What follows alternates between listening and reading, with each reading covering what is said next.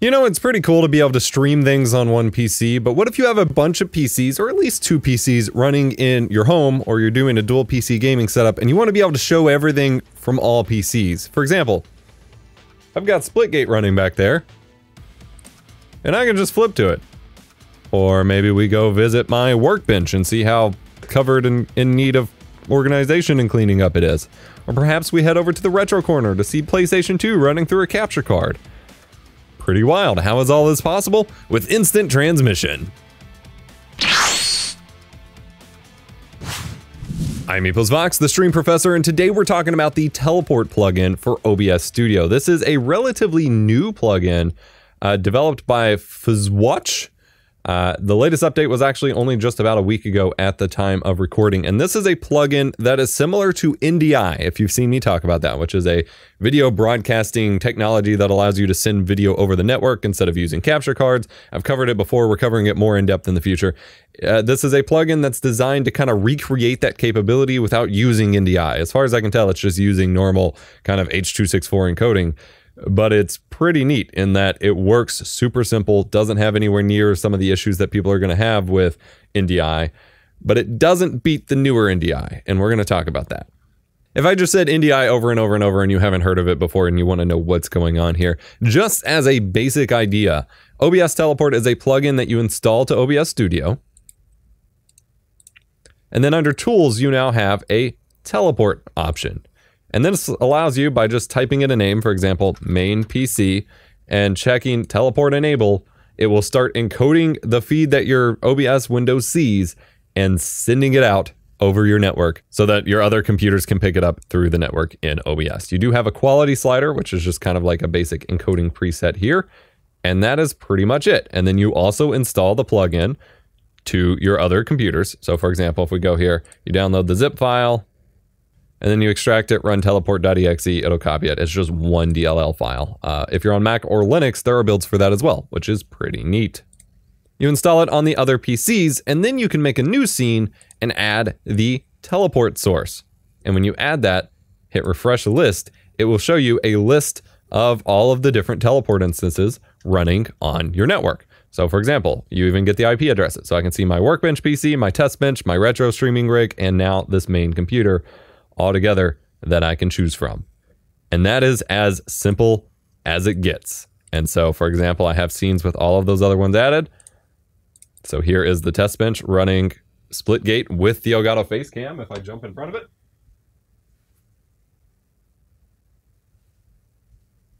Here is the workbench. And here's the retro rig. And that is the PlayStation 2 running through the RetroTink 2X Pro into a Magewell capture card. Ready to go, easy to access. It does include audio. I have it all. It will just include the final mix audio that you would normally encode in OBS Studio. I have it turned down or muted in most of these, but I'll crank it. You get that sweet Dragon Ball music.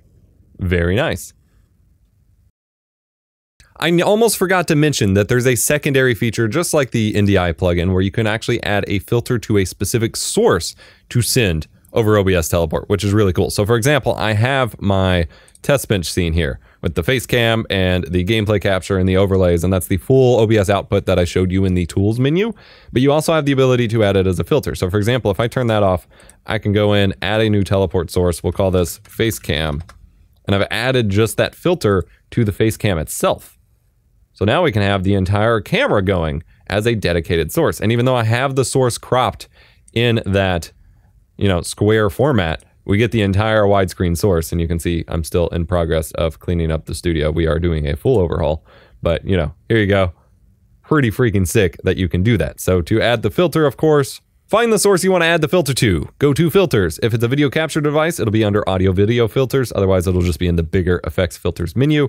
Go to filter and then teleport. There's also one just for the audio. If you just want to send audio, you can do that too, which is pretty sick. But otherwise, you just go teleport, call this teleport, and then give it a name, wide cam, and apply, and it'll show up in the list, which is really freaking cool that you have the ability to do that.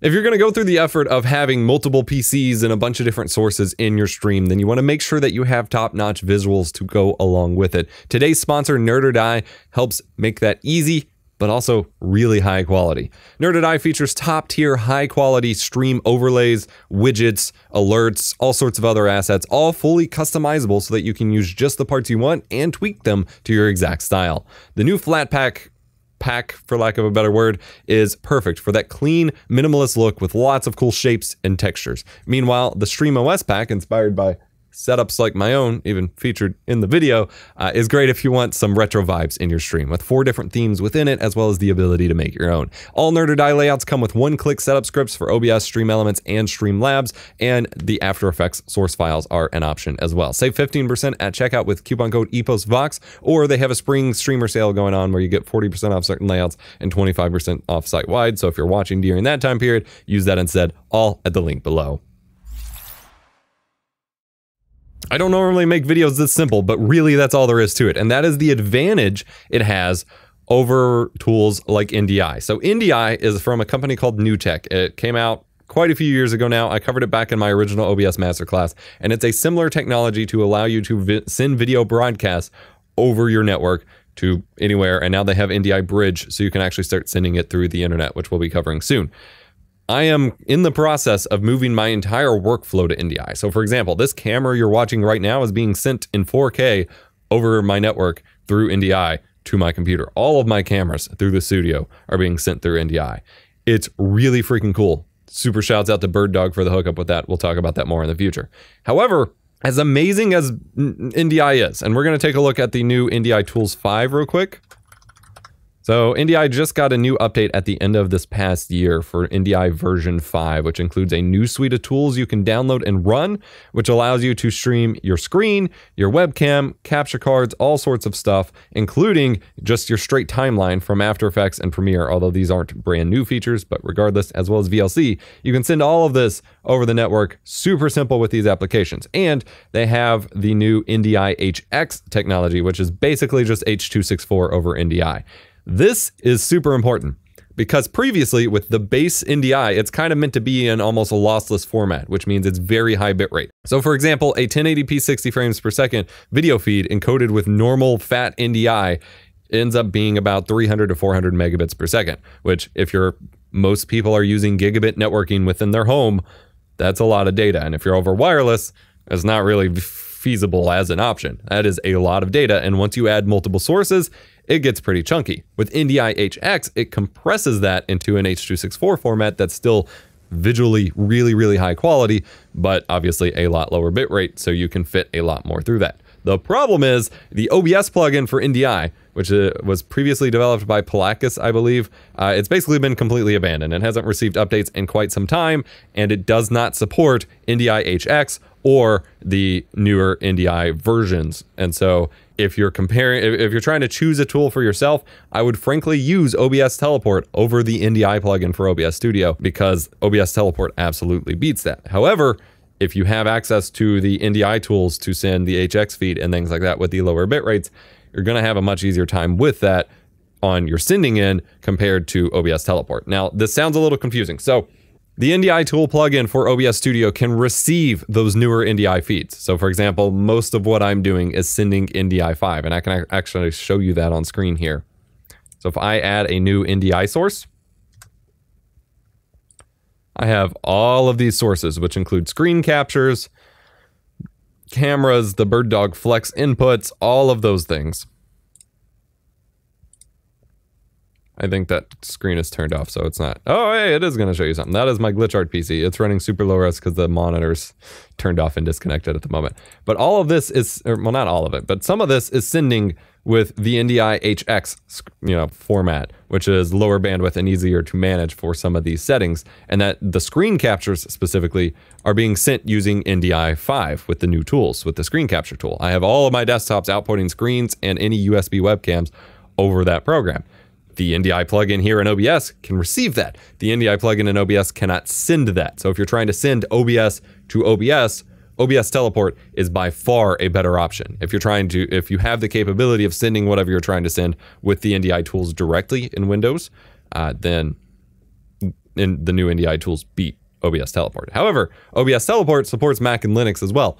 NDI tools do not work on Linux, and I don't know if they're fully supported on Mac. So OBS Teleport has a lot of advantages here. First and foremost, just being that simple to use that I can literally just in seconds, all you have to do is approve the little Windows firewall prompt.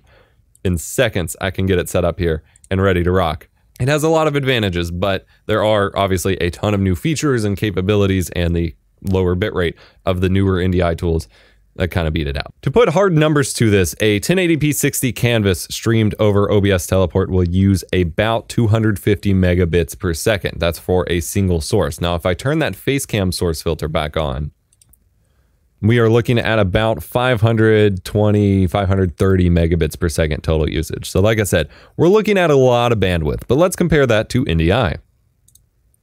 All right, here I have added the 1080p 60 canvas to an NDI output source using the OBS plugin for NDI, not the NDI tools yet.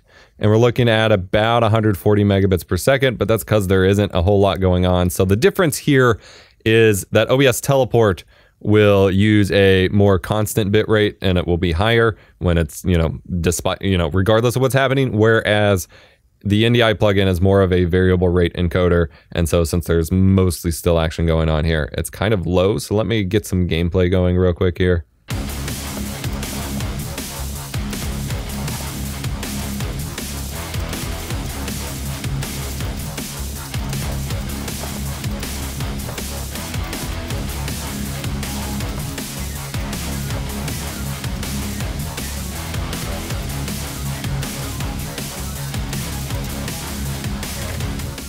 Actually, you can see here during actual gameplay, it's still 140 megabits per second. So I'd say the NDI plugin is potentially still better.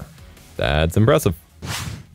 This is a really powerful plugin that makes the capability of using dual PC streaming, of, a multi-room whole house stream, dual person streams, esports, tournament streams, all sorts of things. It makes them super easy and straightforward because it requires minimal clicks and it just works, which is huge if you have the bandwidth for it. If you're trying to do multiple PCs at a time, all coming into one place and things like that, you are going to need 10 gigabit networking in order for it to work. Now, you can be in a situation where you have those network switches, which have mostly gigabit ports and then a few 10 gig ports, and your receiving computer needs to be on 10 gig, but the one sending to it can be 1 gig. That could work too. But, multiple 1080p or 4K or 1440p sources coming in is going to be a lot of bitrate, and you're going to start dropping frames if you don't have the networking infrastructure for it. And this isn't going to work super well over Wi-Fi. But really powerful plugin, super simple. Just wanted to show it to you because it is freaking awesome, and I want to empower people to start using more dynamic streaming setups. Now, I mentioned I have my full, NDI workflow overhaul coming soon. Stay tuned for that. Going to be amazing. It has been months in the making. Otherwise, check out this video right here if you want to learn how to make an epic music visualizer stream, and this video over here on a capture card that can capture variable frame rates, because there's some updates to that coming soon. Remember, be kind, rewind.